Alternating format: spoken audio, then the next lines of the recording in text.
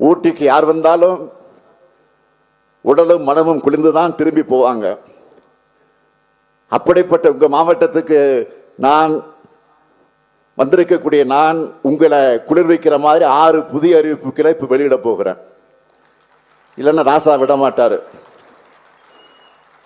நீங்களும் விட மாட்டீங்க. முதல் அறிவிப்பு, நீலகிரி மாவட்டத்தில் சொந்தமாக வீடு இல்லாத ஏழை எளிய மக்களுக்காக கூடலூர்ல 26 கோடி 6 லட்சம் ரூபாய் செலவில் 300 வீடுகள் கொண்ட புதிய கலைஞர் நகர் அமைக்கப்படும்.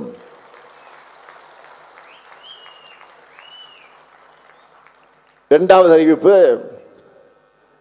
பழங்குடி மக்கள் நிறைஞ்சு வாழக்கூடிய உங்க மாவட்டத்தில் அவங்க வாழ்வியலை எல்லாரும் தெரிஞ்சுக்கிற வகையில காட்சிப்படுத்தவும் அதை பற்றி ஆராய்ச்சிகளை மேற்கொள்ளவும் 10 கோடி ரூபாய் மதிப்பீட்டில் பழங்குடியினர் அருங்காட்சியகம் மற்றும் ஆராய்ச்சி மையம் அமைக்கப்படும்.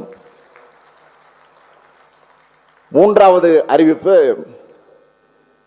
நீலகிரி மாவட்டம் முழுக்க இருக்க இயற்கை அழகை சுற்றுலா பயணிகள் கண்டு கழிக்கிற வகையில் எங்கும் ஏறலாம் எங்கும் இறங்கலாம் எனும் ஆப் ஆன் ஆஃப் ஆஃப் சுற்றுலா முறை 5 கோடி ரூபாய் செலவில் 10 புதிய பேருந்துகளோடு தொடங்கப்படும். மிக முக்கியமான 4வது அறிவிப்பு, ஊட்டியில சுற்றுலா காலங்களில் ஏற்படக்கூடிய போக்குவரத்து நெரிசலை குறைக்க 20 கோடி ரூபாய் செலவில் மல்டி லெவல் கார் பார்க்கிங் வசதி அமைக்கப்படும். 5வது அறிவிப்பு, நெடுகாணி மரபணு தொகுதி சூழலியல் இயற்கை சுற்றுலா மையம் 3 கோடி ரூபாய் செலவில் மேம்படுத்தப்படும். 6வது அறிவிப்பு, பழங்குடியின மக்கள் வாழக்கூடிய பகுதிகளில் 5 கோடியே 75 லட்சம் ரூபாய் செலவில் 23 சமுதாய கூடங்களும், நகர்ப்புற பகுதியில் வாழக்கூடிய பழங்குடியினருக்கு 10 கோடி ரூபாய் செலவில் 200 வீடுகளும் கட்டித்தரப்படும். இப்படி எல்லாருடைய தேவையும் நிறைவு செய்கிற அரசு இது. இந்தியா முழுக்க எல்லாரும் பாராட்டுகிற, பிற மாநிலங்களும் பின்தொடர்கிற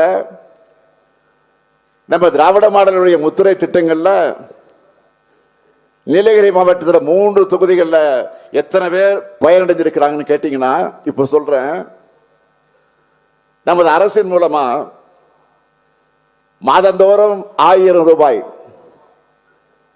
1,16,000 சகோதரிகளுக்கு கலைஞர் மகளிர் உரிமை தொகை வழங்குகிறோம். 1771 புதுமை பெண்களுக்கும் 1735 தமிழ் புதல்வர்களுக்கும் 1000 ரூபாய் வழங்குகிறோம். 4 ஆண்டுகள்ல மகளிர் சுய குழுக்களுக்கு 1500 கோடி ரூபாய்க்கும் மேல கடனுதவி, 23,000 கர்ப்பிணி தாய்மார்களுக்கு நிதி உதவி, 3062 பேருக்கு மனைப்பட்டாக்கள், 3545 பேருக்கு வீடுகள். இப்படி ஒட்டுமொத்த தமிழ்நாட்டின் வளர்ச்சிக்கு தேவையான திட்டமாக இருந்தாலும், ஒவ்வொரு வீட்டுக்குமான திட்டமாக இருந்தாலும், எல்லாத்தையும் பார்த்து பார்த்து செஞ்சு தர அரசா நம்ம திராவிட மாடல் அரசு செயல்பட்டு வர்றது. இவ்வளவு நேரம் நான் சொன்ன பட்டியல்ல ஒரு சின்ன சாம்பிள் தான் இதெல்லாம். நாங்க உழைக்கிறது இந்தியா முழுமைக்கு சமூக நீதி, மாநில சுயாட்சி, கூட்டாட்சி, மத நல்லிணக்கம் ஆகிய உயர்ந்த கருத்துக்களை வென்றெடுக்கத்தான். அதனாலதான் நம்முடைய கழகத்தினுடைய எம்பிக்கள் எல்லாரும் மக்களவையில, மாநிலங்களில் எடுத்து வைக்கக்கூடிய வாதங்கள் இந்தியாவையே காப்பாற்றக்கூடிய அளவுக்கு அமைஞ்சிருக்கு. இதை பார்த்து இப்ப என்ன பண்றாங்க? தமிழ்நாட்டினுடைய நாடாளுமன்றத்தினுடைய எண்ணிக்கையை குறைக்க சதி செய்யறாங்க. தொகுதி மறுசீரமைப்பு என்ற பெயர்ல மிகப்பெரிய சதி நடக்க இருக்கிறத முதல்ல உணர்ந்து அரசுக்கு எதிராக குரல் கொடுத்த மாநிலம் தான் நம்முடைய தமிழ்நாடு. வரவிருக்கக்கூடிய மக்கள் தொகை கணக்கெடுப்பு அடிப்படையில் மேற்கொள்ள போற தொகுதி சீரமைப்பு நம்மை போன்ற மாநிலங்களை வெகுவாக பாதிக்க போகுது. மக்கள் தொகையை பல்வேறு பல திட்டங்கள் மூலமா கட்டுப்படுத்தின நம்மை போன்ற மாநிலங்கள் நாடாளுமன்ற தொகுதியில் எண்ணிக்கையை பெரிய அளவில் இழக்க நேரிடும். இதே போல தென் மாநிலங்களும் தங்களுடைய தொகுதிகளை எண்ணிக்கையை இழப்பாங்க. உடனடியாக இது தொடர்பாக அனைத்து கட்சி கூட்டத்தை கூட்டின அந்த கூட்டத்தில் எடுக்கப்பட்ட முடிவின்படி இதுபோல பாதிக்கப்படுகிற எல்லா மாநிலங்களையும் இணைச்சு சென்னையிலே ஒரு கூட்டம் கூட்டப்பட்டுச்சு. 7 மாநிலங்களை சார்ந்த 22 கட்சிகள் அந்த கூட்டத்தில் கலந்து கொண்டாங்க. அந்த கூட்டத்துடைய முடிவின்படி அகில இந்திய முழுமைக்கான கூட்டு நடவடிக்கை குழுவை அமைச்சிருக்கிறோம்.